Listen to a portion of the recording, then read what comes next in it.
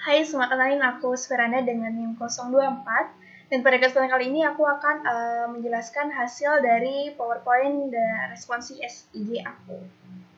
Oke, jadi praktikum SIG kali ini terdiri dari 4 modul. Salah satunya yang pertama adalah modul pengenalan penginderaan jauh. Penginderaan jauh ini merupakan salah satu ilmu yang digunakan untuk memperoleh informasi tentang objek, daerah, atau gejala dengan menggunakan alat tanpa kontak langsung terhadap objek, daerah, atau gejala yang sedang dikaji. Nah, terdapat 3 fungsi penginderaan jauh. Yang pertama adalah untuk mempermudah dalam mengumpulkan data dari jarak jauh. Yang kedua adalah untuk membantu proses pengukuran menggunakan konsep interpretasi foto udara. Yang ketiga adalah interpretasi citra dari sensor non fotografi, baik itu secara visual maupun menggunakan teknik pemrosesan citra digital.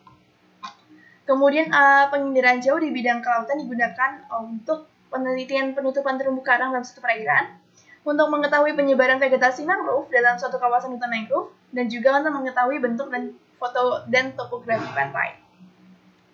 Kemudian selanjutnya adalah citra Sentinel-2A. Citra Sentinel ini dapat diartikan sebagai salah satu citra dari sensor non-fotografi yang banyak digunakan untuk monitoring tutupan lahan, pengamatan wilayah perairan seperti danau atau waduk, monitoring hutan, pantai, hasil pertanian, karbon, dan analisa klorofil.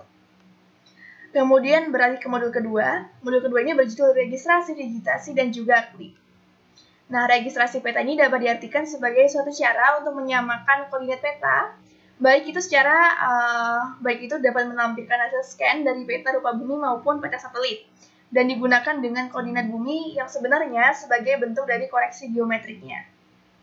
Yang kedua adalah digitasi peta. Digitasi peta ini merupakan suatu proses konversi data analog yang meliputi objek-objek yang ada di dalam peta ke dalam format digital. Yang ketiga adalah klip peta. Klip peta ini merupakan suatu proses untuk menentukan area pada input yang berada di dalam ARCAL Clip Feature. Kemudian terdapat 4 software yang digunakan untuk mengelola registrasi peta. Yang pertama adalah ArcGIS, yang kedua adalah ArcView, yang ketiga adalah Global Mapper, dan yang keempat adalah MapInfo. Kemudian dalam penyajian digitasi peta ini terdapat 2 jenis format. Yang pertama yang disajikan pada sebelah kiri ini adalah raster atau grid cell yang juga ditambah dengan gambar. Kemudian yang kedua adalah vektor dan juga gambarnya. Kemudian untuk menyajikan peta SIG terdiri dari 2 cara. Yang pertama adalah scanning.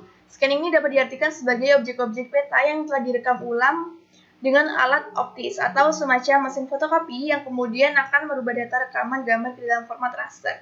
Kemudian yang kedua adalah digitasi. Digitasi ini dapat berarti objek-objek di peta yang selanjutnya digambar ulang dalam bentuk digital menggunakan meja digitasi. Kemudian modul ketiga adalah interpolasi kriging pada pemetaan klorofil A dan SPL. Yang selanjutnya adalah interpolasi. Interpolasi ini merupakan proses mengisi kekosongan data dengan metode tertentu dari suatu kumpulan data untuk menghasilkan sebaran yang kontinu.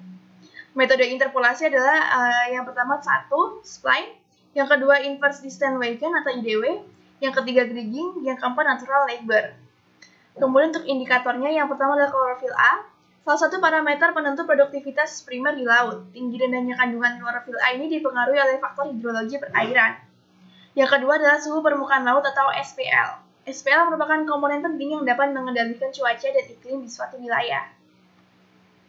Kemudian modul keempat adalah modul bathymetry dan juga kartografi digital.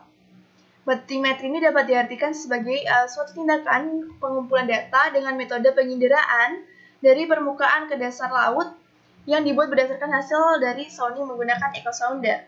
Nah, peta bathymetry ini merupakan peta yang menggambarkan kedalaman laut dan disajikan menggunakan garis kontur kedalaman.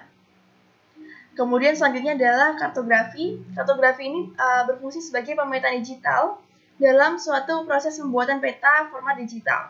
Kemudian kartografi ini merupakan ilmu dan teknik pembuatan peta yang secara keseluruhan atau sebagian menggambarkan bumi atau benda angkasa dalam semua skala yang informatif. Kemudian survei bathymetry ini merupakan survei yang dilakukan untuk mengetahui nilai kedalaman dasar laut. Tujuan dari survei bathymetry ini adalah sebagai pengerukan pelabuhan, perencanaan bangunan laut, dan juga pertambangan minyak lepas pantai. Sekian dari presentasi saya, terima kasih.